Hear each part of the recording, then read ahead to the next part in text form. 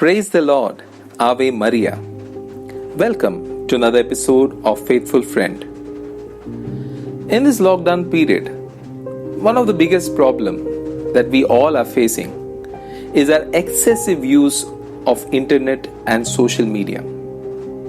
And taking counsel of the Holy Spirit, I want to encourage you to be on alert. Moved by the same Spirit, St. Paul in 1 Corinthians 16:13 instructs the church in Corinth, who were infamously known for sexual immoralities, to be cautious.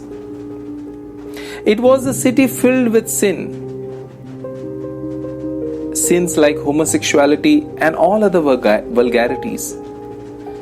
Spiritually speaking, the city was in utter darkness of evil. Times that we live in is the same, if not worse. We too are experiencing a wave of sexual immoralities hitting us every moment of our lives through social media and internet. Like never before, these illicit contents are made available to us at our fingertips in our privacy. Evil forces are at work through the government bodies and enforcing laws that make sexual immoralities like homosexuality and adultery legal. As I was reflecting on the mental and the spiritual state of young people in our times, I coincidentally came across a young pigeon in our compound. It was sitting in a pavement looking petrified and trying hard to walk or fly away of its nest, but was unable to do so. Her wings were formed, but not strong enough to fly. I also noticed crows hovering around and stray dog eyeing her. We can guess what would have happened to this pigeon. Aren't we in many ways like this young pigeon? When we are in the safety of our homes, in the protection of a loving God, like this pigeon, we too want to explore the world outside our.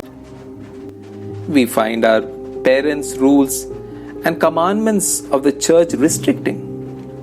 Allured by the pleasure of our senses, we don't want to wait enough to strengthen our wings of faith through nourishment of prayer, word of God, and reception of sacraments worthily. This lack of conscience leads us to the danger of sin and ultimately to spiritual death. Some of the practical ways in which we could be cautious with our usage of social media and internet could be: first, time spent on social media. Cautiously keeping a track of time we spend on social media would reveal to us whether we are addicted or overusing or appropriately using it. There are many apps available like Your Hour, Off Time, etc. Control usage by tracking it real time, scheduling timeouts, and setting personal time goals.